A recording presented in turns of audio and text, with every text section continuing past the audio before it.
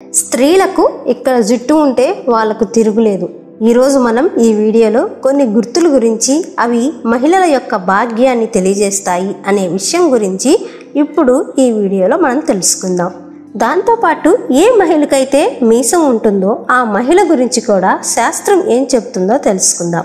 హిందూ ధర్మశాస్త్రాల్లో స్త్రీని ఇంటి లక్ష్మిగా చెప్తారు. అందరూ లక్ష్మీదేవికి పూజలు చేస్తూ ఉంటారు. అలాగే ఇంట్లో ఆడపిల్ల పుట్టినట్లయితే ఇంట్లోకి లక్ష్మీదేవి వచ్చిందని సంతోషపడతారు. దానితో పాటు ఆడపిల్ల పెద్దదైన తర్వాత ఆమెకు వివాహం జరిగి మొదటిసారి అత్తారింట్లో అడుగు పెట్టినప్పుడు ప్రజలందరూ కూడా లక్ష్మీదేవి మీ ఇంటికి వచ్చిందని అంటారు. స్త్రీని లక్ష్మీ స్వరూపంగా భావించాలని పురాణాలు చెబుతున్నాయి. అలాగే ఆడపిల్ల కూడా తమ తల్లిదండ్రుల కోసం సౌభాగ్యాన్ని తీసుకొని వస్తుంది. సాముద్రిక శాస్త్రంలో సౌభాగ్యవతి అయిన స్త్రీల కోసం కొన్ని విశేషాలు చెప్పబడ్డాయి. ఈ ప్రపంచంలో స్త్రీకి చాలా విశిష్టత ఉంది. ఆమె కొత్త జీవితానికి మూలాధారం అవుతుంది. ఏ ఇంట్లో అయితే స్త్రీలకు గౌరవ మర్యాదలు ఇవ్వబడతాయో ఆ ఇంట్లో లక్ష్మీదేవి స్థిర నివాసం ఉంటుంది. అలాగే ఈ వీడియోలో మనం స్త్రీలకు ఉన్న కొన్ని సంకేతాల గురించి ఇప్పుడు తెలుసుకుందాం. మొదటి విషయం ఏమిటంటే, మెరుస్తూ ఉన్న గోళ్ళు చాలా అందంగా మెరుస్తున్నట్లుగా ఉంటాయి. లైట్ గులాబీ రంగులో మెరుస్తూ గోల్డ్ కలర్లో ఉన్న స్త్రీ తన కుటుంబాన్ని, తన పిల్లలను ఎప్పుడూ కూడా ధ్యాస పెట్టి బాగా చూసుకుంటూ ఉంటుంది. మంచి చరిత్రను కలిగి ఉంటుంది. పూర్తి ఇష్టంతో తన పనులను చేస్తుంది. ఏ స్త్రీకి అయితే కాలు మధ్యవేలు పెద్దగా ఉంటుందో ఆమె దౌర్భాగ్యశాలి అవుతుంది. అటువంటి స్త్రీని వివాహం చేసుకునే ముందు మీరు బాగా ఆలోచించవలసి ఉంటుంది. ఏ స్త్రీకి అయితే ఎడమ బొగ్గ పైన పుట్టుమచ్చ ఉంటుందో ఆమె రకరకాల పండ్లను ఇష్టపడుతూ ఉంటుంది. తన పూర్తి కుటుంబాన్ని కూడా చాలా శ్రద్ధగా చూసుకుంటూ ఉంటుంది. తను చాలా బాగా వంట చేస్తుంది. ఆ కారణంగా తన కుటుంబం ఎప్పుడూ కూడా ఆమె వలన చాలా సంతోషంగా ఉంటారు. ఏ మహిళకు అయితే ముక్కు పొడవుగా ఉంటుందో వారు ఎంత పెద్ద కష్టమైనా కూడా శాంతియుతంగా పరిష్కరించుకునే తెలివితేటలను కలిగి ఉంటారు. ఆ స్త్రీలకు ఖర్చు చేయడం అంటే కూడా చాలా ఇష్టం. కానీ వీరు ఖర్చు పెట్టిన ధనం ఎప్పుడూ కూడా వృధా అవ్వదు. ఏ స్త్రీకి అయితే చేతివేళ్లు పొడవుగా ఉంటాయో వారు చాలా బుద్ధిమంతులు. వారికి చదవడం అన్నా రాయడం అన్నా చాలా ఇష్టం. ధనాన్ని చాలా పొదుపుగా ఉపయోగిస్తూ ఉంటారు. తన కుటుంబం, తన భర్త వల్ల చాలా సంతోషంగా ఉంటారు. ఏ మహిళ పాదాలైతే గులాబీ రంగులో కోమలంగా ఉంటాయో, పూర్తిగా వికసించి ఉంటాయో ఆ మహిళలు తను ప్రేమించిన వారిని లేదా తన భర్తను చాలా సంతోషంగా చూసుకుంటుంది. ఎవరైనా పురుషులు ఇటువంటి స్త్రీని వివాహం చేసుకున్నట్లయితే వారు ఎప్పుడూ కూడా చాలా సంతోషంగా ఉంటారు. తన భార్య వలన తనకు ఎప్పుడూ కూడా ఎటువంటి బాధ ఉండదు. సాముద్రిక శాస్త్రం ప్రకారం మహిళల యొక్క అరికాలలో చాలా రహస్యాలు రాయబడి ఉన్నాయి.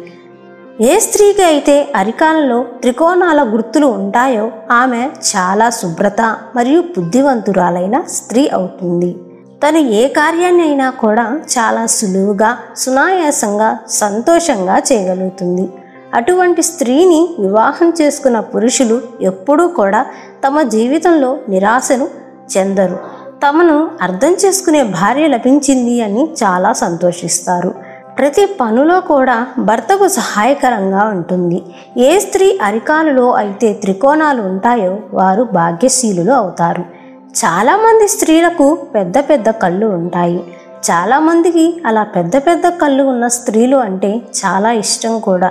వారిని ఆ కళ్ళు చూసే చాలామంది ఇష్టపడుతూ ఉంటారు. పెద్ద పెద్ద కళ్ళు ఉన్న స్త్రీల జీవితంలో ప్రేమ ఇంకా సంతోషం ఎప్పుడూ కూడా ఉంటాయి. అలాగే వారి జీవితంలో వారికి ఎటువంటి లోటు కూడా ఉండదు. ఇటువంటి స్త్రీలు ఉన్న పురుషుల జీవితంలో ప్రేమ, సంతోషం నిండుగా ఉంటాయి.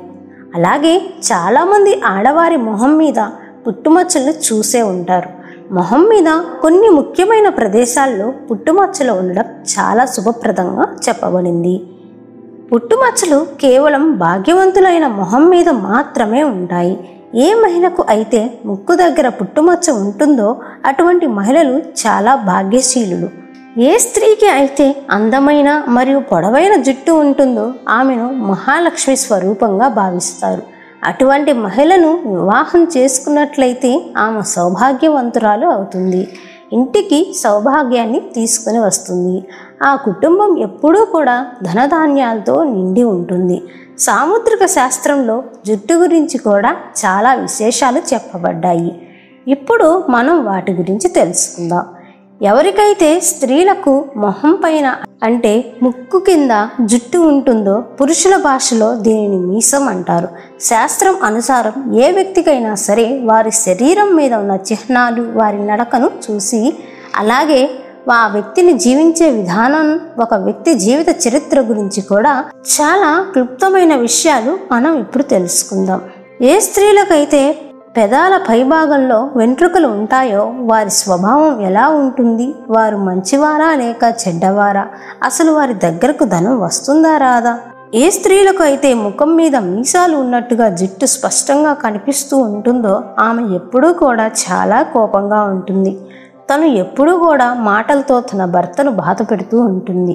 తన మాటలనే భర్త వినాలని అజమాయిషీని చలాయిస్తూ ఉంటుంది. ఒక్కోసారి తన స్వభావం చాలా క్రూరంగా ఉంటుంది. తన మాటల్ని ఎదుటివారు వినాలి, లేదంటే ఎక్కడి వరకైనా వెళ్ళడానికి తను సిద్ధంగా ఉంటుంది. అటువంటి స్త్రీలు తమ పూర్తి కుటుంబాన్ని చేతుల్లోకి తీసుకుని తమ మాటపైనే నడవాలి అని అనుకుంటారు. ఒకవేళ వారి మాట వినకపోతే కోపాన్ని చూపిస్తూ ఉంటారు.